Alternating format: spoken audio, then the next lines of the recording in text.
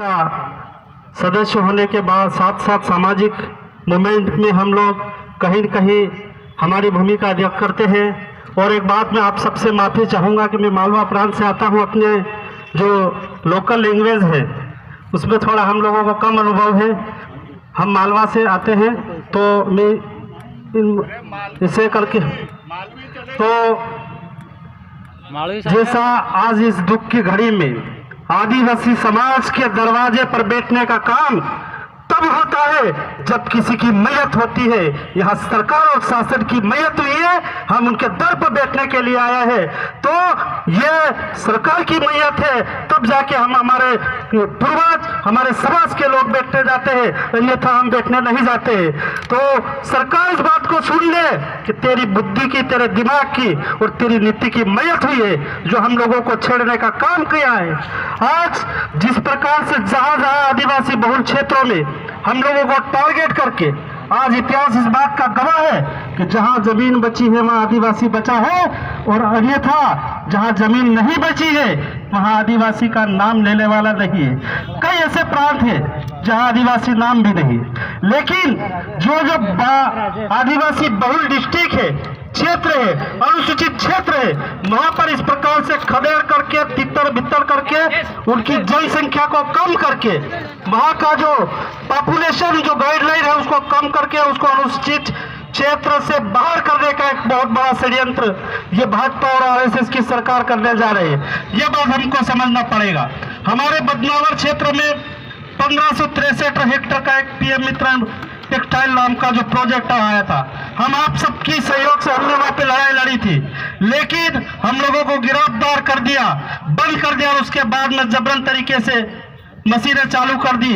और कुछ उसमें अपने जो दलाल किस्म के जो लोग हैं, जो टंटिया मामा को भरवाने का काम करे, ऐसे गद्दार भी थे जिनकी बदौलत हमारी जो वहां की जमीन भी चली गई। तो हमको ये तय करना पड़ेगा कि सदन में बैठा हुआ, इस मैदान में बैठा हुआ प्रत्येक व्यक्ति आपका हितैषी है कि नहीं है, और इस क्षेत्र का जो प्रतिनिधित्व कर रहा है वो व्यक्ति भी हमारा हितैषी है कि नहीं है। जो यहाँ का जो अनुसूचित जनजाति मोर्चा का जो बड़ा भारी पागला बांध के नेतागिरी करता है, उसके मुंह से कोई शब्द निकल रहा है कि नहीं निकल रहा है, ये बात भी हमको सोचना पड़ेगी। और ऐसे लोग जो हमारी बात को नहीं उठाते हैं, जो सदन से लेके सड़क तक हमारे साथ में नहीं होते हैं, उन लोगों को भी सबक हम लोग युवाओं को लगाना पड़ेगा। जैसा बांसवाड़ा, डूंगरपुर और अन्य प्रांत में हम लोग उनको धरने लगाते आ रहे हैं, और वो दिन दूर नहीं है, एक दिन परिवर्तन की चिंगारी मध्य प्रदेश में तो प्रवेश हो गई है, आगे भी बढ़ेगी। लेकिन उससे पहले हमको यह संकल्प और प्रण लेना पड़ेगा कि जमीन किसी कीमत पे नहीं जाए। और जो गद्दार किस्म के लोग हैं उनको समझाओ कि पहली पीढ़ी में आप समझ जाओ, अन्यथा आपके बच्चे भी भीख मांगने पे मजबूर होंगे और उन लोगों के टॉयलेट साफ करने पर मजबूर होंगे। तो यह बात हमको सुनिश्चित करना पड़ेगा। आगे जो नियम कायदे की बात कर रही है, यह जो सरकार है पूरी तरह से संविधान विरोधी है। ये सुप्रीम कोर्ट के माध्यम से कहलाती है, कभी कभी मोहन भागवत के मुंह से कहलाती है कि रिजर्वेशन पर समीक्षा होना चाहिए। क्यों समीक्षा होना चाहिए मोहन भागवत? तेरे बाप ने दिया क्या रिजर्वेशन कि उस पर ऊपर समीक्षा होना चाहिए? समीक्षा क्यों होना चाहिए? जब 70 साल में हम लोगों को यहाँ पर आने का मौका मिला, जब मंच पर हम आप इस प्रकार की हमारी बात को रखने का हम लोगों को मौका मिला, तब जाकर आप समीक्षा करने की बात कर रहे हो।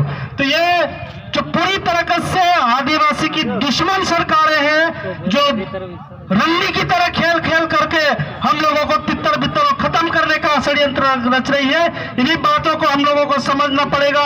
बहुत सारी बातें बहुत वक्ताओं ने आपको हम सबको बताई है। इन्हीं शब्दों के साथ मैं अपनी बात को यही विराम देता हूं। धन्यवाद।